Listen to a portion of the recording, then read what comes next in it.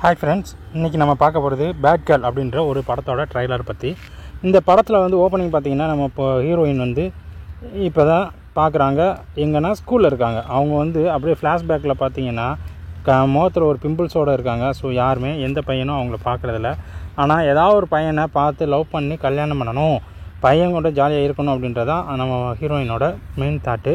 பட்டு அந்த நம்ம ஹீரோயின் பார்க்குற எல்லாருமே வந்து பார்த்திங்கன்னா பக்கத்தில் இருக்க இன்னொரு பொண்ணை தான் பார்க்குறாங்க. இதனாலே நம்ம ஹீரோயின் எப்படியாவது ஒரு பையனை லவ் பண்ணி கல்யாணம் முடிச்சிடணும், அவங்க கூட ஜாலியாக ஊர் சுற்றணும் அப்படின்றத மெயின் தாட்டாக வச்சு இது பண்ணிக்கிட்டு இருக்காங்க.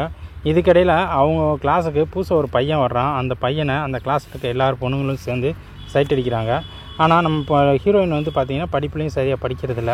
ஆனால் அந்த பையனை எப்படியாவது கரெக்ட் பண்ணிடணுன்றது மட்டும் ஹீரோயினுக்கு மெயின் தாட்டாக இருக்குது. இதுக்கிடையில் முகத்தில் இருக்க பிம்பிளை வந்து எப்படியோ ஹீரோயின் ரிமூவ் பண்ணிடுறாங்க. ஸோ இப்போ பார்க்க ஹீரோயின் கொஞ்சம் நல்லா அழகாக தான் இருக்காங்க. இதுக்கிடையில் அந்த ஹீரோயின் எப்படியாவது அந்த பையனை பார்த்துடணும், அந்த பையன் இப்படி இருக்கான் அப்படி இருக்கான்னு எல்லா பிள்ளையோடையும் சேர்த்து பேசிக்கிட்டு இருக்கும்போது அந்த எல்லோரும் சேர்ந்து அவங்கள பார்க்குறாங்களே தவிர ஹீரோயின் அந்த பையனை பார்க்கல. சரி, இதுக்கிடையில் ஒரு இடத்துக்கு டூருக்கு போகிறாங்க. அப்படி டூருக்கு போகும்போது அந்த பையன் நம்ம ஹீரோயினை பார்க்க ஆரம்பிக்கிறாங்க. ஹீரோயினும் அந்த பையனை சைட் அடிக்க ஆரம்பிக்கிறாங்க. 2 பேரும் லவ் பண்ண ஆரம்பிக்கிறாங்க. 2 பேரும் லவ் பண்ண ஆரம்பித்ததுலேருந்து மொபைல் நம்பர் ஷேர் பண்ணிக்கிறாங்க. 2 பேரும் மெசேஜ்லேயே பேசுகிறாங்க. வாட்ஸ்அப் கால், வீடியோ கால், அது இதுன்னு போய்கிட்டே இருக்குது.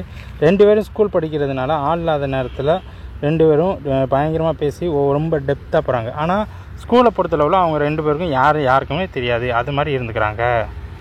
இதுக்கிடையில் நம்ம ஹீரோயினை அவர் ரயில்வே ஸ்டேஷன்லேருந்து எஸ்கேப் ஆகிற மாதிரியும் ஒரு சீன் வருது. ஆனால் ஸ்கூலில் 2 பேரும் சின்ன ஒரு கசமசா இதில் நடக்கும்போது இப்போ அதில் பிடிபட்டுறாங்க. ஸோ அந்த இடத்துல அவங்க வீட்டுக்கு தெரிஞ்சது அவங்க அப்பா அம்மா அவங்கள ரொம்ப ஸ்ட்ரிக்டாக ரொம்ப பயங்கரமாக அட்வைஸ் பண்ணி இது பண்ணுறாங்க.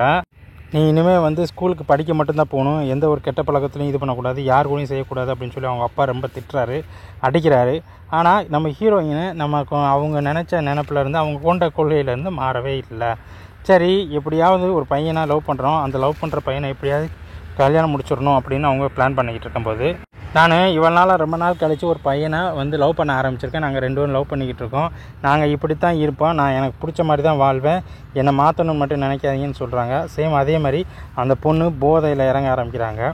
ட்ரக்ஸு, சிகரெட்டு, சரக்கு, கஞ்சா எல்லாமே இதாகுது.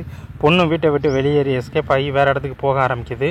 வெளியே போன இடத்துலையும் அந்த பொண்ணு வந்து பார்த்திங்கன்னா ரொம்ப போதையில் அடிபடுது. அதே மாதிரி தனக்கு என்னெல்லாம் செய்யணும்னு தோணுதோ எல்லாத்தையும் அந்த பொண்ணு செய்ய ஆரம்பிக்குது. இதுக்கிடையில் ஒரு பையனை அந்த பையன் ரொம்ப டெப்த்தாக லவ் பண்ணுறாங்க.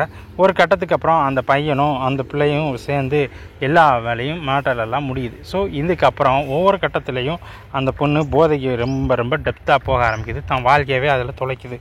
இந்த சூழ்நிலை போய்கிட்டே இருக்கும்போது இதுதான் ஜாலியான வாழ்க்கை, இப்படி தான் லைஃப் போகும் அப்படின்னு நினச்சிக்கிட்டு இருக்கு. ஸோ பசங்களோட சேர்ந்தும் அந்த பிள்ளைகளோட சேர்ந்தும் அது வெளியில் போய் சுற்றி எல்லாத்தையும் இது பண்ணிக்கிட்டு இருக்காங்க. கட் பண்ணால் அந்த பொண்ணு ஒரு காலேஜ் பொண்ணு மாதிரி வெளியில் சுற்ற ஆரம்பிக்குது. அதுக்கு தனக்கு என்னெல்லாம் பிடிக்குதோ எல்லாம் செய்யணும்னு தோணுதோ அது எல்லாத்தையும் செய்யுது. இப்படியே தான் போகுது. கடைசியில் என்ன அப்படின்னா, எனக்கு இது மாதிரி மாப்பிள்ளை வேணும், அது மாதிரி மாப்பிள்ளை வேணும், இப்படி இருக்கிற பையனை தான் நான் கல்யாணம் முடிச்சுக்குவேன் அப்படின்னு சொல்லி அவங்க அம்மாக்கிட்டே அந்த பொண்ணு வந்து பார்த்திங்கன்னா ஆர்டர் போட ஆரம்பிக்குது. இதுக்கிடையில் இந்த பொண்ணு எப்படி தெரிஞ்சிச்சு, கடைசியில் அந்த பொண்ணு என்ன ஆனன்றதை மீதி படத்தோட கதை. இந்த வீடியோ உங்களுக்கு பிடிச்சிருந்தால் நம்ம சேனலை சப்ஸ்கிரைப் பண்ணுங்கள். இது மாதிரி அடுத்து நிறைய வீடியோஸ்லாம் வரும். ஸோ நன்றி, வணக்கம்.